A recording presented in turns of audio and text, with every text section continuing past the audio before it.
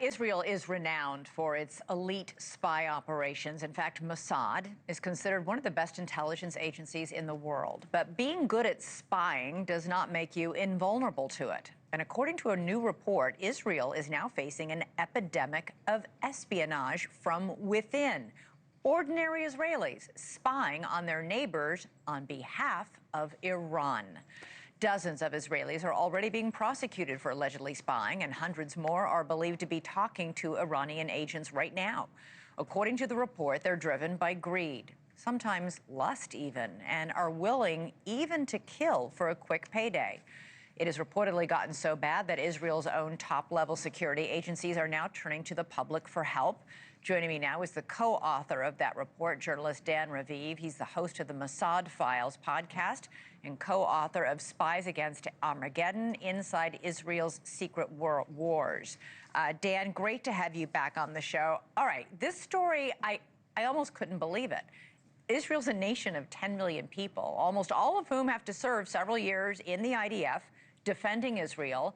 Why are these Israeli Jews now agreeing to spy for a country that has vowed to destroy Israel?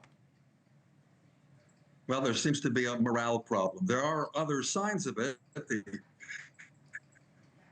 The nation of Israel is tired of the Gaza war, of course. Now, that doesn't security agency Shin Bet. It's so easy for Iranian agents to offer money, often cryptocurrency, that they can easily pay to an Israeli to do a little favor. You know, take a few pictures around the prime minister's weekend home or around a military base, and it is believed in intelligence, and at least 60 are being prosecuted, 50 have been put in jail, Elizabeth. The security folks are really surprised and disturbed. We missed a little part because I think your signal's taking a bit of a hit. I hope it sticks with us now. But this is how it works. Iran apparently is reaching out to people in Israel, Israelis, on Instagram or Facebook or WhatsApp, using fake IDs and offering very lucrative jobs. Then what happens? How do they entice them to, as you said, take pictures of the prime minister's weekend house or the perimeter of a military facility?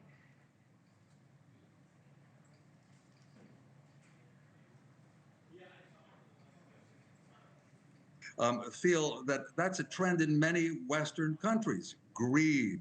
It's so easy to make some money doing a favor for an anonymous person, like taking some photos. But at least one Israeli man was then actually transported to Iran. He was on a trip to Turkey, and he heard he could make a lot of money. So he went to Iran and had a great time in a hotel, and the Iranian agents asked him if he would go home and try to assassinate Prime Minister Netanyahu. That was a bit much. He did say he might assassinate someone else, and he, of course, has been jailed. Another man also facing at least 10 years in prison because they didn't yet kill anybody, but the Israelis want to stamp this out somehow.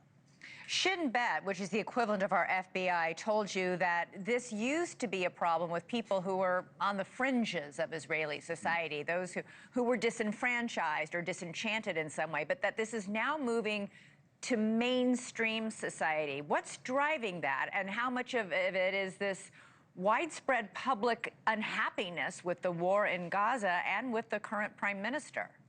Yeah, I do see a connection there, less patriotism. There's also a phenomenon of some reserve soldiers refusing to report for duty because they don't believe in the Gaza war anymore. It's a real problem for Israel, no question about it. It's also likely that the people who are more, shall we say, in the middle of society, who are comfortable in their jobs, for instance, feel this is a way of protesting, even doing Iran a favor. Again, some of this took place even during the 12-day war when Israel and then the U.S. were bombing Iran's nuclear program. Again, Shin Bet, that agency, very concerned, trying to figure it out, and they started a public service advertising campaign telling people it may look like easy money, but there will be harsh punishment if they do.